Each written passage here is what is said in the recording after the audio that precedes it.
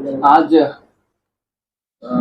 जो हजरात यहाँ पर मौजूद हैं, एक मिशन, एक अवेयरनेस प्रोग्राम के जरिए हम यहाँ पे जुड़े हैं। यहाँ पे कोई किसी पार्टी का प्रवक्ता या किसी पार्टी का खिलाफ या किसी प्रमोट करने के लिए या कुछ करने के लिए नहीं है। बस हम लोग जो है मुसलमानों की जो तकलीफ है, जो मुसलमानों के साथ नाइंसाफी सरकार कर रही है, जो सरकार मुसलमानों के वोट से, मुसलमानों की ताकत से इख्तियार में आई है और मुसलमानों का गला घोटने में, मुसलमानों को कत्ल करने में थोड़ा भी हिचकिचाती नहीं, तो इसके खिलाफ एक हमारी पुरजोर एक आवाज है। और मैं उम्मीद करता हूँ कि जो पूरे स्टेट में जितने भी मुसलमान हैं, जितने भी बोलने वाले मुसलमान हैं, मुझे पता है कि दो किस्म के, दो तरीके के मुसलमान इस स्टेट में, इस समाज में रहते हैं। एक जो सिर्फ लीडरों की चापलूसी, हाथ पैर जोड़ने का जो काम करते हैं, उनको मैं मुखातिब होकर नहीं बात कर रहा। मैं उन लोगों से मुखातिब होकर बात कर रहा हूँ जो गलत को गलत बोलने की हिम्मत रखते हैं। मैं बहुत कोशिश किया था कि दावनगिरी के इलेक्शन में मैं ये सारे रिलेटेड जो भी इश्यूज हैं उस पर ना बात करूं, और इलेक्शन का भी मैं देख रहा था। सादिक पहलवान का नॉमिनेशन होने से पहले और उसका वो जो एक पूरी टीम थी, उनके अल्फाज थे कि अब जो है नहीं, अब नहीं तो कभी नहीं। फिर बाद में अगर ये मुसलमान हारा तो मैं हारा तो मुसलमान हारे जैसा, मैं जीता तो मुसलमान जीते जैसा, बहुत सारे अल्फाज सुना। लेकिन पूरी ताकत लगा के मुसलमानों के लीडर, जो चाबी के लीडर्स हैं, जिनको सरकार में इसीलिए रखा गया है कि जब भी मुसलमानों की कुछ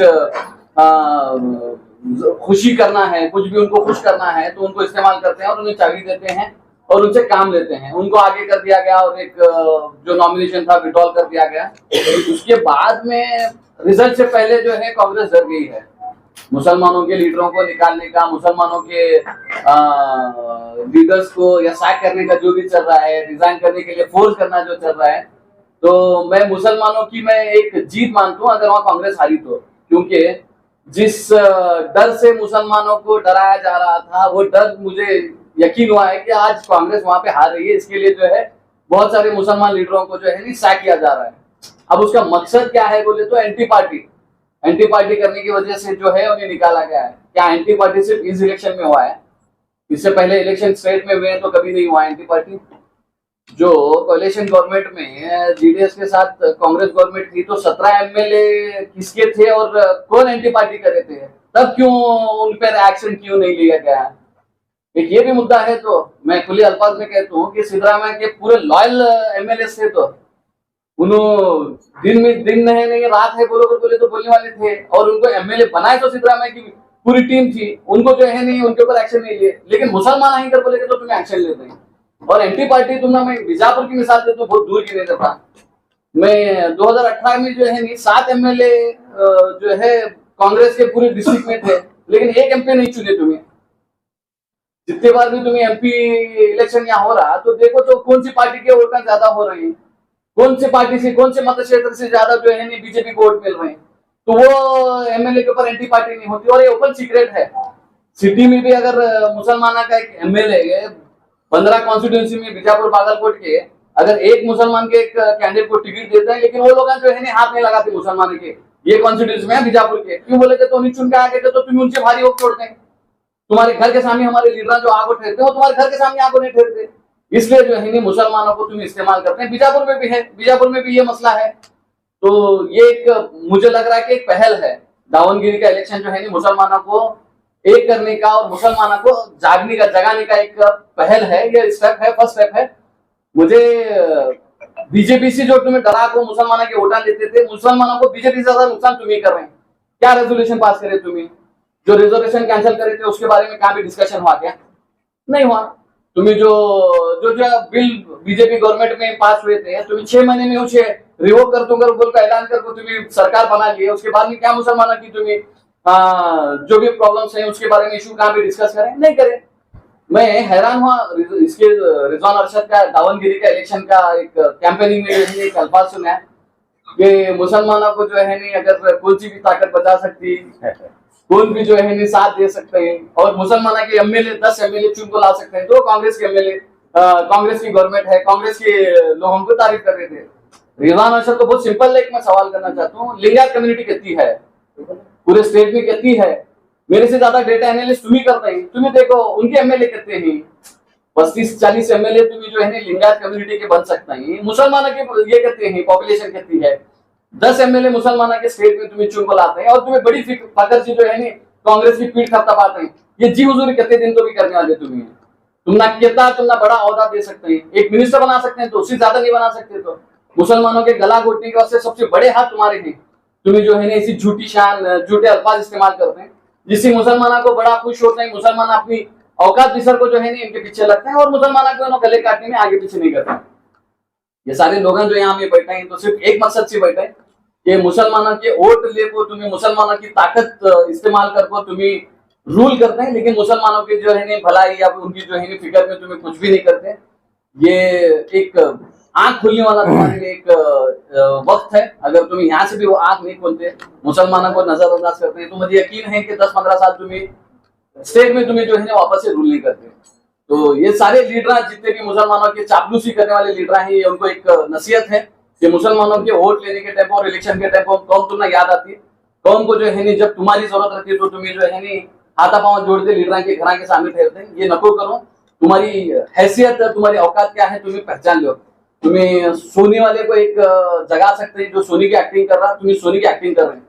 तुमने जगाना मुश्किल है, लेकिन तुमने पानी डालकर जो है उठाने की कोशिश करते नहीं उठे तो तुमने छोड़ को दूसरे के पीछे हमें लग गए थे.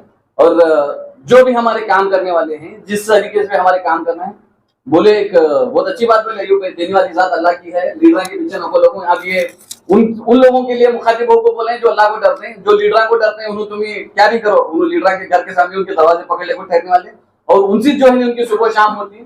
इसकी वजह से ये मुसलमानों की बर्बादी, मुसलमानों की जो है इतनी बुरी हालत है. मैं उम्मीद करता हूँ कि अल्लाह ताला इनकी आंख खोलेंगे, नहीं खोलेंगे तो दूसरे लीडरों को बनाता अल्लाह और मुसलमानों की भलाई के लिए जो भी तरीके हो सकते हैं वो इख्तियार करते हैं. मुसलमानों के लिए लड़ने के लिए हमें इंशाल्लाह आगे बढ़कर हिस्सा लेते हैं. अस्सलाम वालेकुम रहमतुल्लाहि वबरकातुहू. ಇವತ್ತಿನ ದಿವಸ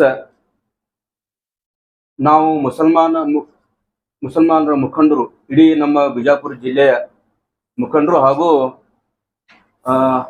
ಕೆಲವೊಬ್ರು ಉಲ್ಮಾಗಳು ನಾವು ಸೇರಿ ಏನದ ವಿಜಯಪುರದಲ್ಲಿ ಸುದ್ದಿಗೋಷ್ಠಿ ಮಾಡುವ ಉದ್ದೇಶ ಏನಪ್ಪಾ ಅಂತಂದ್ರ,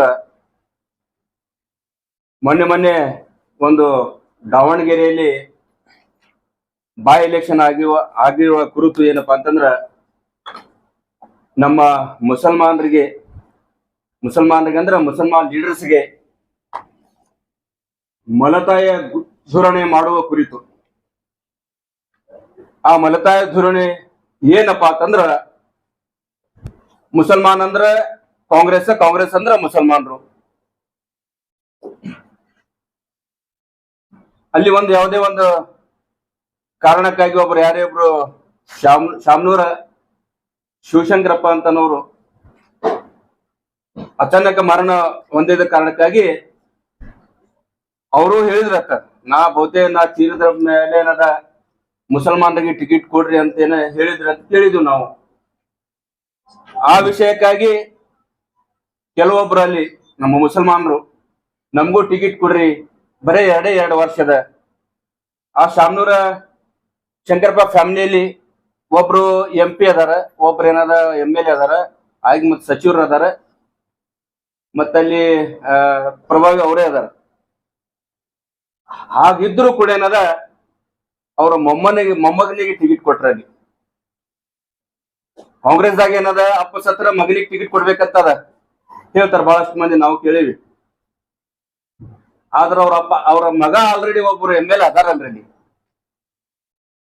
ನಮ್ಮ ಮುಸಲ್ಮಾನರು ಏನದ ಬರೀ ನಾವೇನು ವೋಟ್ ಹಾಕ್ಲಿಕ್ಕೆ ಕಾಂಗ್ರೆಸ್ ಯೂಸ್ ಮಾಡ್ತೀರೇನೋ,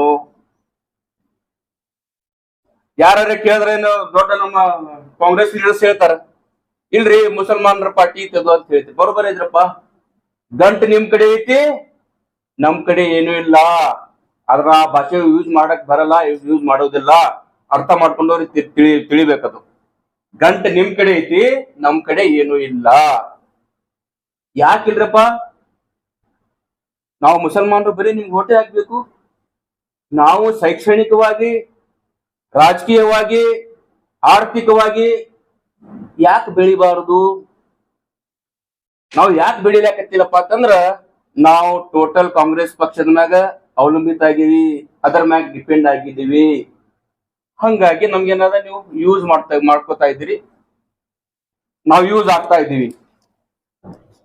ಈ ಪ್ರೆಸ್ ಮುಖಾಂತರ, ಸುದ್ದಿಗೋಷ್ಠಿ ಮುಖಾಂತರ ನಾನು ಏನು ಹೇಳಕ್ ಬಯಸ್ತೀನಪ್ಪ ಅಂತಂದ್ರ, ನಮ್ಮ ಯುವಕರಿಗೆ ಜಾಗೃತ ಆಗ್ಲಿಕ್ಕಪ್ಪ ಅಂತಂದ್ರ ಒಂದ್ ಕಾಲ್ ಹಿಂಗ್ ಬರ್ತದ, ಮನೆ ಮನೆ ಮನೆ ಮನೆ ಹುಡುಕ್ಯಾಡಿ ಅದು ಏನ್ ಮಾಡ್ತಾರಂತ ನಾ ಹೇಳಲ್ಲ. ಆವಾಗ ನಿಮ್ ಬಹಳ ಅನ್ನೋರು ಏನೇ ಹೇಳಿದ್ರ ಅನ್ಸ್ತದ. ದಯವಿಟ್ಟು ಈ ಮುಖಾಂತರ ನಾನು ಮುಸ್ಲಿಂ ಸಮಾಜದ ಮುಖಂಡರು, ಮುಸ್ಲಿಂ ಸಮಾಜದ ಯುವಕರು ವಿಶೇಷವಾಗಿ ಕೈ ಜೋಡಿಸ್ತಾ ಹೇಳ್ತಾ ಇದ್ದೀನಿ. ಮುಸ್ಲಿಂ ಸಮಾಜದ ಉಲ್ಮಾಗಳು, ಮೌಲ್ವಿಗಳಿಗೆ ನಾ ಕೈ ಜೋಡಿಸಿ ಹೇಳ್ತಾ ಇದ್ದೀನಿ. ವಿಶೇಷವಾಗಿ ನಾ ರಿಕ್ವೆಸ್ಟ್ ಮಾಡ್ತಾ ಇದ್ದೀನಿ ಮುಸ್ಲಿಂ ಸಮಾಜದ ಉಲ್ಮಾಗಳಿಗೆ. ಏನ್ ಮಾಡ್ತಾ ಇದ್ದೀನಪ್ಪ ಅಂತಂದ್ರ, ಇದು ಏನ್ ಸರ್ಕಾರ ಏನದಲ್ಲ 136 MLಗಳು ಅದಾವ. ಅದಕ್ಕೆ ಕಾರಣಭೂತಿ ಟೋಟಲ್ ಮುಸಲ್ಮಾನರು. ಸೆಕೆಂಡ್ರಿ ನಮ್ಮ ಸಮಾಜದ ಏನದ ಮೌಲ್ವಿಗಳು ಅದಾರ, ಅವ್ರು ಒಂದು ಫತ್ವಾ ಹೊಡೆಸ್ತಾರ. ಎಲ್ಲಿದಿಂದಪ್ಪ ಅಂತಂದ್ರ ಬೆಂಗಳೂರಿನಿಂದ ಒಂದ್ ಮರ್ಕಜ್ದಿಂದ ಫತ್ವಾ ಮಾಡ್ತಾರ. ನಾವೆಲ್ಲಾ ಮುಸಲ್ಮಾನರು, ಕರ್ನಾಟಕ ರಾಜ್ಯದ ಮುಸಲ್ಮಾನರು ಟೋಟಲಿ ಕಾಂಗ್ರೆಸ್ ಮಾಡಬೇಕು. ತದನಂತರ ಏನ್ ಮಾಡ್ತಾರ, ಅಲ್ಲಿದಿಂದ ಆದೇಶ ಮಾಡ್ತಾರ. ಎಲ್ಲಾ ನಮ್ಮ ಸ್ಥಳೀಯ ಅಂಜುಮನ್ಗಳು ಅದಾವಲ್ಲ, ಅಲ್ಲಿದಿಂದ ಏನ್ ಆರ್ಡರ್ ಮಾಡ್ತಾರಪ್ಪ ಅಂತಂದ್ರ, ನೀವು ಒಂದೇನಾದ ಲೆಟರ್ ಬರೀರಿ, ತಮ್ಮ ತಾಲೂಕದಾಗ ತಮ್ಮ ಊರೊಳಗೆ ಲೆಟರ್ ಬರ್ದೇನದ, ನಾವೆಲ್ಲಾ ಮುಸಲ್ಮಾನರು ಕಾಂಗ್ರೆಸ್ ಸಪೋರ್ಟ್ ಮಾಡ್ತಾ ಇದ್ದೀವಿ, ಕಾಂಗ್ರೆಸ್ ಸರ್ಕಾರ ಬರಲಿ ಈ ಸಲ ಅಂತ ನೀವು ಸಪೋರ್ಟ್ ಮಾಡ್ರಿ ಅಂತ ಏನದ ಉಲ್ಮಾಗಳು ಒಂದು ಆದೇಶ ಹೊರಡಿಸ್ತಾರ. ಅದೇ ಉಲ್ಮಾಗಳಿಗೆ ನಾನು ಕೈ ಜೋಡಿಸಿ ರಿಕ್ವೆಸ್ಟ್ ಮಾಡ್ತಾ ಇದ್ದೀನಿ. XYZ ಉಲ್ಮಾಗಳು ನಾನು ನಿಮ್ಗೆ ನಾ ಹೆಸರು ಹೇಳುವ ಅವಶ್ಯಕತೆ ಇಲ್ಲ, ನೀವು ಅರ್ಥ ಮಾಡ್ಕೋಬೇಕು. ಇವತ್ತಿನ ದಿವಸ ಮುಸಲ್ಮಾನರ ಪರಿಸ್ಥಿತಿ ಏನದ, ಇವತ್ತ ಒಬ್ಬ ಯಾವನೇ ಎಲೆಕ್ಷನ್ ಮಾಡ್ಲಿಕ್ಕಪ್ಪ ಅಂದ್ರೆ ತೆಗೆದು ಕಟ್ಬಿಡೋದು ಅವನಿಗೆ. ಈಗ ಯಾಕೆ ತಾವು ಉಲ್ಮಾಗಳು ಕೇಳ್ತಾ ಇಲ್ಲ? ಯಾಕ್ರಿ ನಮ್ಮ ಮುಸಲ್ಮಾನರ ಬಗ್ಗೆ ಇಷ್ಟು ಅಪಪ್ರಚಾರ ಮಾಡಕತ್ತೀರಿ, ಮಲತಾಯಿ ಧೋರಣೆ ಮಾಡ್ತಾ ಇದ್ದೀರಿ? DK ಶಿವಕುಮಾರ್ ಆಗ್ಲಿ, ಸಿದ್ದರಾಮಯ್ಯ ಸಾಹೇಬ್ರಾಗ್ಲಿ, ಸುರ್ಜೇವಾಲಾ ಆಗ್ಲಿ, ಏನ್ ಮಾಡ್ತಾ ಇದ್ದೀರಿ ನೀವು? ಇವತ್ತಿನ ಸ್ಥಳೀಯ ವಿಜಯಪುರ ಸ್ಥಳೀಯ ರಾಜಕಾರಣ ನೋಡ್ಬೇಕಪ್ಪ ಅಂದ್ರೆ ಒಬ್ಬ ಹೊಡೆದಂಗ್ ಮಾಡ್ತಾನ, ಒಬ್ಬ ಹತ್ತಂಗ್ ಮಾಡ್ತಾನ. ಏನ್ ಪರಿಸ್ಥಿತಿ ಅದ ಇವತ್ತಿನ ಮುಸಲ್ಮಾನರು ವಿಜಯಪುರದಾಗ 80% ಮುಸಲ್ಮಾನರು ಅದಾರ. ಗೆಲ್ಲಕ್ ಸಾಧ್ಯ ಇಲ್ಲ. ಇಲ್ಲಿ 1 ಲಕ್ಷ ಅಗೋ ಚಿಲ್ಲರ್ ರೋಡ್ಗಳು ಅದಾವ. ಯಾವನೇ ಒಬ್ಬ ಮುಸಲ್ಮಾನರಿಗೆ ಬೈದ್ MLA ಆಗ್ಬಿಡ್ತಾನೆ, ಯಾವನೇ ಒಬ್ಬ ನಿಂದಿರ್ಸೋರು ಯಾರಿಗಿರಿ MLA ಮಾಡ್ಬಿಡ್ತಾರೆ. ಇಂಥ ಪರಿಸ್ಥಿತಿ ಇದ್ದಾಗ ಇಲ್ಲಿಂದ ಕ್ರಮ ತಗೋಬೇಕಿತ್ತು. ಯಾರ ಮ್ಯಾಗ ಕ್ರಮ ತಗೋಬೇಕಿತ್ತಪ್ಪ ಅಂದ್ರ, ಕೆಲವೊಬ್ರು ಸಚಿವರು ಅದಾರ, ನಿಮ್ಮವ್ರೆ ಸಚಿವರು ನಿಮ್ಮವ್ರೆ ಅದಾರ, ಬಿಜೆಪಿ ಸಪೋರ್ಟ್ ಮಾಡ್ತಾರೆ. ಇಂಟೆಲಿಜೆನ್ಸ್ ರಿಪೋರ್ಟ್ ತಗೋರಿ ನೀವು. ಇವತ್ತು ಏಕಪಕ್ಷದ ಬಾಯ್ ಎಲೆಕ್ಷನ್ ಒಳಗೆ ಬರೀ 2 ವರ್ಷದ್ದು ಓದಿತ್ತು. ಅವಾಗ ಮುಸಲ್ಮಾನರಿಗೆ ಟಿಕೆಟ್ ಕೊಡ್ರಪ್ಪ ಅಂತಂದ್ರ ಬೇಡದವ್ರಿಗೆ ತೆಗೆದಿರಿ. ಈಗ ಮುಂದೆ ಯಾರು ಬೇಡಬಾರ್ದು. ಮತ್ತೆ ಯಾರೇ ಜಮೀರ್ ಅಹಮದ್ ಲಿಸ್ಟ್ ಅದ ಕೇಳ್ತಾ ಇದ್ದೀನಿ ನಾನು, ಆದಿಲ್ಲ ಗೊತ್ತಿಲ್ಲ. ಅದು ನಿಮ್ಮ ಆಂತರಿಕ ಪ್ರಾಬ್ಲಮ್ ನಿಮ್ದು ಕಾಂಗ್ರೆಸ್ದವ್ರದ್ದು. ಆದ್ರ ನಾವು ಸಾಮಾನ್ಯ ಸರಿ ಸಮಾಜ ಏನ್ ವಿಚಾರ ಮಾಡಕತ್ತೀವಪ್ಪ ಅಂದ್ರ, ಮುಸಲ್ಮಾನರು ಸರಿ ಸಮಾನರು. ನಮ್ಮ ಸ್ಥಳ ಕಾಂಗ್ರೆಸ್ ಇಲ್ಲ ಅಂತ ನಮ್ಗೆ ಅನಿಸಾಗಿ ಸಲ. ಹೀಗೆ ಆದ್ರ ಮುಂಬರುವ ಕಾಲದಲ್ಲಿ ಕಾಂಗ್ರೆಸ್ ಮುಖಬಂಧ ಮಾಡ್ತೀವಿ ನಾವೆಲ್ಲ ಮುಸಲ್ಮಾನರು ಕೂಡಿ. ಯಾಕಪ್ಪ ಅಂದ್ರ ಅಲ್ಲಿ ನಮ್ದು ಏನು ಉಳಿಸ್ಲಾಕತ್ತಿಲ್ಲ. ಮುಸಲ್ಮಾನರಿಗೆ ಅಪಮಾನ ಬಿಟ್ಟು ಇಲ್ಲಿ ಏನೂ ಇಲ್ಲ. ನಾವು ಮುಸಲ್ಮಾನ ಜನರು ಏನ್ ಮಾಡ್ತಾ ಇದ್ದೀವಪ್ಪ ಅಂದ್ರ, ಕಾಂಗ್ರೆಸ್ ಅಂದ್ರೆ ಅದು ನಮ್ದು, ಅದು ನಾವು ಹುಟ್ಲಾಕತ್ತೀವಿ.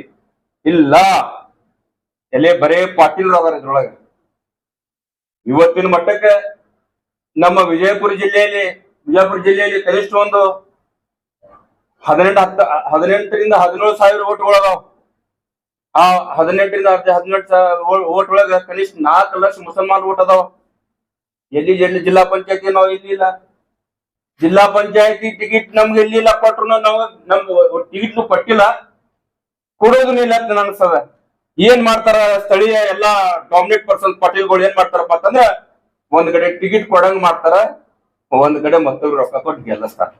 ಯಾಕೆ ಅಂತ ಕೇಳಿದ್ರೆ, ನಿಮ್ಮವ್ರು ಬರೋಬರಿಲ್ಲ ಅಂತ ನಮ್ಗೆ ಜಗಳ ಹಚ್ಚಿ ಬಿಡ್ತಾರೆ.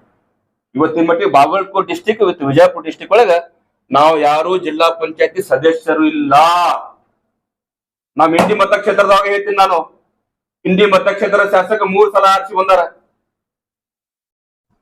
3 ಸಲ ಆರಿಸಿ ಬಂದ. ಈ ಸಲ ಏನದ 71,785 ಓಟ್ ತಗೊಂಡಾರ. 99% ಅಂಡ್ ಹಾಫ್ ಮುಸಲ್ಮಾನ್ ವೋಟ್ ಮಾಡ್ಯಾರ. ಅದ್ರೊಳಗೆ ಅರ್ಧ 35,000 ಮುಸಲ್ಮಾನ್ ವೋಟ್ ಅದಾವ. ಇಲ್ಲಿ ತಕ್ಕ ಹೇಳ್ತೀನಿ. ಇವತ್ತಿನ ದಿವಸ ನಮ್ಮ ಅನುದಾನ ಏನಾದ್ರು ಎಲ್ಲಾರ 1 ಲಕ್ಷ ಕೊಟ್ಟ 1 ಕೋಟಿ ಕೊಟ್ಟಪ್ಪ ಅಂತಂದ್ರ ಎಲ್ಲಿ ಸ್ಟೇಜ್ ಮ್ಯಾಗ ಹೇಳ್ತಾರ, ಅಲ್ರಿ ನಾವು ನಿಮ್ಗ 50% ವೋಟ್ ಹಾಕಿ ನಮ್ 50% ಪಾಲ್ ಬೇಕಾದ್ರೊಳಗ ನಾವು ಪಾಲುದಾರ ಅಡಿಯೊಳಗ ನಮ್ಮ ಹಕ್ಕುಗಳು ಕೊಡ್ರಿ, ನಮ್ಗೆ ಉಪಕಾರ ಮಾಡ್ಲಕ್ ಹೋಗ್ಬೇಡ್ರಿ.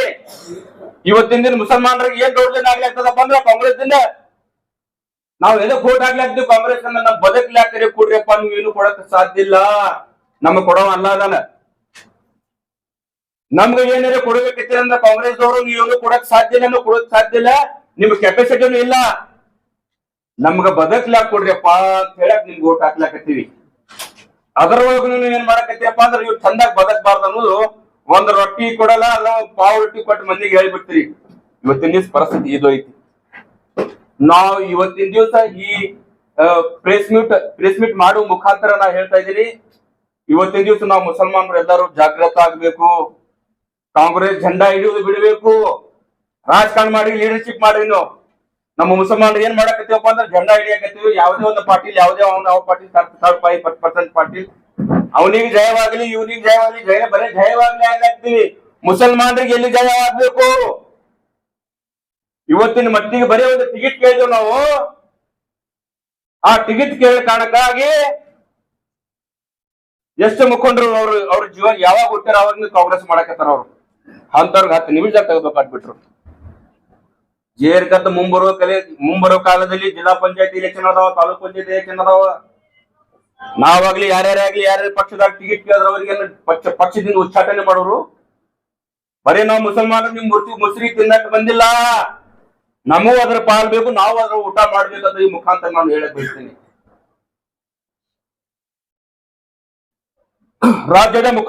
ರಾಜ್ಯದ ಕಾಂಗ್ರೆಸ್ ಮುಖಂಡರು 136 MLAಗಳು ಬರ್ತಾವ. ಈ ರಾಜ್ಯದಲ್ಲಿ ಟೋಟಲ್ 99% ಅಂಡ್ ಹಾಫ್ ಮುಸಲ್ಮಾನರು ನಿಮ್ಗೆ ವೋಟ್ ಹಾಕ್ತಾರ. ಮುಸಲ್ಮಾನರ ಬಗ್ಗೆ ಎಲ್ಲಿ ಚರ್ಚೆ ಮಾಡ್ರಿ ನಾವು ವಿಧಾನಸಭಾ ಒಳಗ? ಯಾರು ಏನು ಚರ್ಚೆ ಮಾಡಿಲ್ಲ. ಮುಸಲ್ಮಾನರಿಗೆ ಯಾವನೇ ಒಬ್ಬ ಹುಚ್ಚ MLA ಅಲ್ಲೇ ಕೂತು ಬೈತಾನ, ಯಾರು ಅವನಿಗೆ ಕೇಳೋದಿಲ್ಲ. ಯಾಕ್ರಿ ಮುಸಲ್ಮಾನರು ನಿಮ್ಗೆ ಏನ್ ಕಣ್ಣಾಗ ಏನು ಕಸ ಕಾಣಕತ್ತಾರ, ಏನ್ ಕಾಣಾಕ್ತಾರ? ಕಾಂಗ್ರೆಸ್ ಪಕ್ಷದ ಆಸ್ತಿ ಯಾರಾದ್ರೂ ಇದ್ರೆ ಅದು ಕಾಂಗ್ರೆಸ್ ಪಕ್ಷದ ಆಸ್ತಿ ಯಾರಾದ್ರೂ ಇದ್ರ ಅದು ಏಕೈಕ ಮುಸಲ್ಮಾನರು. 136 MLA ಒಳಗ ಯಾರ್ಯಾರು ಮುಸಲ್ಮಾನರ ಬಗ್ಗೆ ಯಾರ್ಯಾರು ಧ್ವನಿ ಎತ್ತಾರ?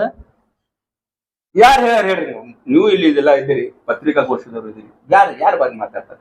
ಬರೀ ನಮ್ ಖುಷಿ ಮಾಡ್ತಾರ, ಮುಂದೆ ಬೈದಂಗ್ ಮಾಡ್ತಾರೆ, ಹಿಂದವರು ಒಂದು ಇರ್ತಾರ.